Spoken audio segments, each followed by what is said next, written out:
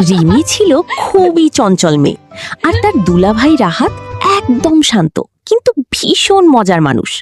বিয়ের পর থেকেই রিমির একটাই কাজ, দুলাভাইকে খোঁচা দেওয়া। একদিন বিকেলে রিমি বলল, দুলাভাই, আপনি আপুকে কিভাবে রাজি করালেন?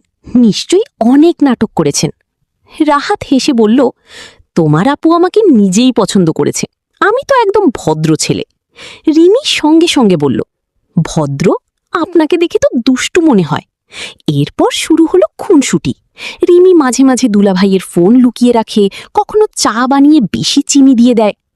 একদিন রাহাতও প্ল্যান করল, সে রিমির জন্য চা বানিয়ে দিল, কিন্তু লবণ দিয়ে। চা খেয়ে রিমি চিৎকার করে উঠল, এইটা কি বানালেন দুলাভাই? রাহাত হেসে বলল, এইবার বুঝলে আমাকে বেশি জ্বালালে কি হয়। শেষে দুজনেই হেসে ফেলল। আপু এসে বলল, তোমরা দুজন যেন একদম ছোট বাচ্চা।